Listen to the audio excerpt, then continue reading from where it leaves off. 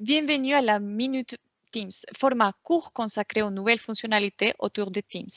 Nous avons vu pendant l'épisode précédent toute la gestion des notifications et aujourd'hui, nous allons vous présenter comment mieux gérer les niveaux de concentration dans Microsoft Teams. Sans attendre, Alex va nous faire une démonstration avec plein d'astuces de comment on peut mieux gérer la concentration au travail. Merci Angela, je vous propose de passer à ma plateforme. Regardons ensemble les éléments disponibles dans Teams afin de favoriser la concentration. La première chose, c'est de ne pas être perturbé par les notifications. On va pouvoir configurer cela dans le statut.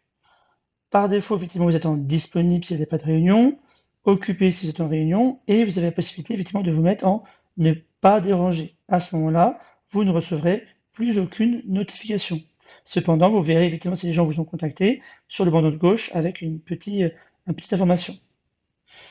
Une fois que vous souhaitez de nouveau être disponible, vous recliquez sur votre profil et c'est important de penser à aller mettre sur justement Reset mon statut. Un autre scénario où vous ne souhaitez pas être dérangé, c'est lorsque vous ne travaillez pas. Sur Teams Mobile, vous pouvez aller directement dans le profil de l'utilisateur, ensuite les paramètres et enfin notifications. Vous pourrez alors choisir effectivement les périodes dites de tranquillité. Au niveau des paramètres, vous allez pouvoir choisir les créneaux horaires où vous allez recevoir les notifications. Et vous pouvez aussi choisir les jours pour lesquels vous ne souhaitez pas être dérangé. Enfin, Microsoft Teams permet aussi de faire des suggestions de créneaux horaires dans lesquels vous allez pouvoir vous concentrer. Avec Microsoft Teams, vous avez aussi Microsoft Viva Insight. Et si vous êtes dans Insight, vous avez un onglet qui s'appelle Protected Time.